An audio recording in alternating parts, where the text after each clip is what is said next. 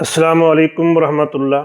ان الحمد للہ والصلاۃ والسلام علی رسول اللہ۔ سیدنا موسیٰ علیہ السلام مدین سے مصر جا رہے ہیں، سردی کا موسم ہے، گھر والے بھی ساتھ ہیں۔ کہاں ہے مدین اور کہاں ہے مصر؟ دیکھیے ذرا نقشہ، یہ ہے ایران اور یہ سعودی عرب کا علاقہ ہے اور یہ ہے ریڈ سیز، اس کے پار ہے مصر اور یہ سوڈان ہے۔ میں ذرا اس علاقے کو بڑا کر کے دکھاتا ہوں۔ یہ اسے کہتے ہیں خلیج عقبہ اور یہ ہے خلیج سویز۔ یہاں ہے مصر، یہ بھی مصر کا علاقہ ہے، صحرائے سینا جسے کہتے ہیں، اور یہاں ہے طور پہاڑ۔ یہاں مدین سے جانا ہے مصر میں۔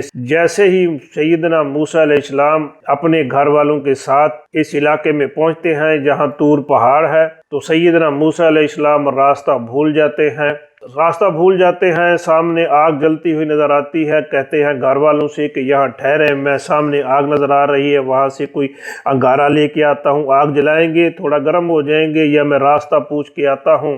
تو یہ وادی ہے، تو اس میں پہنچتے ہیں تو اللہ تبارک و تعالیٰ سے ملاقات ہو جاتی ہے۔ اس کا تذکرہ ان آیات میں ہے، چلیے میرے ساتھ دیکھتے ہیں ان آیات کا ترجمہ۔ اعوذ باللہ من الشیطان الرجیم، بسم اللہ الرحمن الرحیم۔ حل اتاک حدیث موسیٰ، حل کیا، عطا آیا ہے، کا آپ کے پاس، حل عطا کا کیا آیا ہے تمہارے پاس، حدیث و موسیٰ حدیث و واقعہ موسیٰ علیہ السلام کا، حل عطا کا حدیث و موسیٰ کیا تمہارے پاس موسیٰ علیہ السلام کا واقعہ پہنچا ہے۔ کب کا واقعہ؟ از جب، نادا آواز دی، اسے آواز دی، از ناداہ جب اسے آواز دی، رب نے، اس کے، جب اس کے رب نے اسے آواز دی، کہاں؟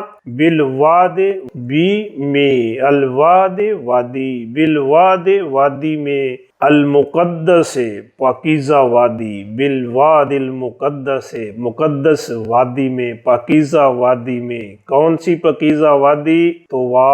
طوا کی، بالواد المقدس طوا کی مقدس وادی میں۔ اے محمد صلی اللہ علیہ وسلم، کیا آپ کے پاس وہ واقعہ پہنچا ہے؟ ترجمہ ایک بار پھر دیکھیے، حل اتاک کیا پہنچا ہے آپ کے پاس، حدیث و موسیٰ علیہ السلام کا واقعہ، اذ ناداہ ربہ جب آواز دی اسے اس کے رب نے، بالواد المقدس طوا کی مقدس وادی میں۔ اس سے پہلے قیامت کا ذکر ہو رہا تھا، قیامت کے ذکر کے فوراً بعد ہی موسیٰ علیہ السلام اور فرعون کا ذکر شروع ہو جاتا ہے۔ اس کی کیا وجہ ہے؟ مکے والے چونکہ مرنے کے بعد دوبارہ اٹھنے کا انکار کرتے تھے اور اس بات پر محمد علیہ وسلم کا مذاق اڑاتے، تو اللہ تبارک و تعالیٰ نے فوراً موسیٰ علیہ السلام اور فرعون کا واقعہ سامنے رکھ دیا کہ دیکھیے کیسے فرعون موسیٰ علیہ السلام کی مخالفت کرتا تھا، موسیٰ علیہ السلام کا مذاق اڑاتا تھا، اور پھر فرعون کا انجام کیا ہوا، اور موسیٰ علیہ السلام کو اللہ تبارک و تعالیٰ نے کیسے کامیابی عطا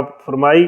اے میرے نبی محمد صلی اللہ علیہ وسلم، آپ بھی مکے والوں کی کہ مذاق اڑانے سے پریشان نہ ہوں، ان کی بھی ناکامی ایسے ہی ہے جیسے فرعون اور اس کے لاؤ لشکر کی ناکامی ہوئی تھی، اور آپ کے لیے کامیابی ایسے ہے جیسے موسیٰ علیہ السلام کو اللہ تبارک و تعالیٰ نے کامیابی عطا کی تھی۔ وما توفیقی الا باللہ۔